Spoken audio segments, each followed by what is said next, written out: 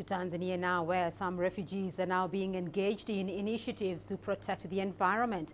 This is proving to be especially useful given the growing demand for charcoal in refugee camps that result in cutting of more trees. Nduta refugee camp to the west of Tanzania is home to more than 3,000 refugees. Most of them came here after fleeing insecurity in Burundi. But concerns in this camp have shifted from the high number of the displaced to the impact the numbers themselves are having on the environment. Many of the refugees have been sourcing their fuel needs directly from the environment. But thanks to awareness programs, many have now stopped using firewood. Janet is one of them. Her family is one of over 3,000 receiving cooking gas from the LPG project, and it's made all the difference to her safety and her health. Collecting firewood is a problem, and then when we cook with firewood inside the house, there are so many problems.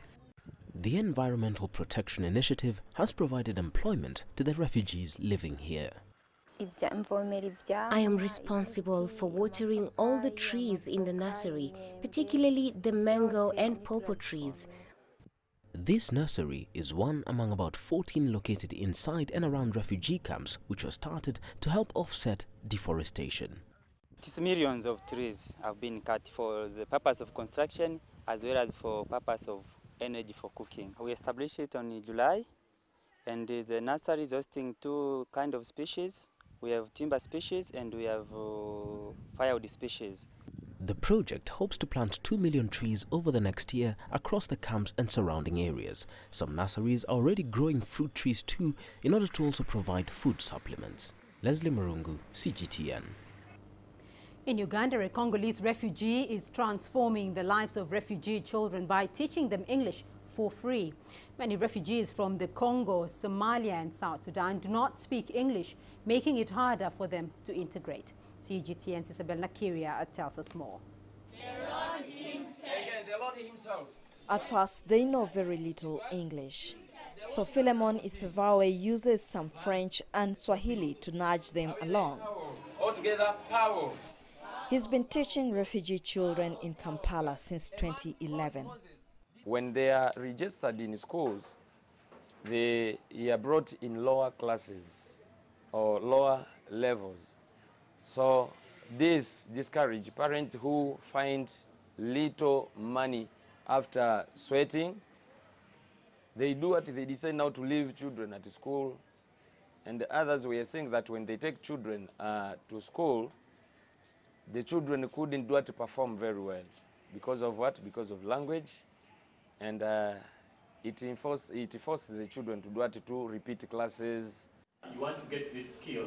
Philemon arrived here as a Congolese refugee, learning English at the Refugee Law Project in Kampala, an adult English language program. He wants them to reach their potential. I want to become a doctor in future so I can treat people. It's hoped that knowing an additional language can be of huge benefit to these children. The program here believes it will empower these children with the necessary communication skills to thrive in the city. So far, Philemon has trained over 500 children for free. His informal program is supported by a local church where Philemon works part-time. Every day, there are many challenges to overcome. The children are from far. Some of them, they are from far. It comes to the point that they come and they reach here late. And when you ask, they tell you that you just see the distance. Secondly, others can come and start dodging in class. When you ask, they will tell you that, no, maybe we slept hungry yesterday at home, so we are hungry.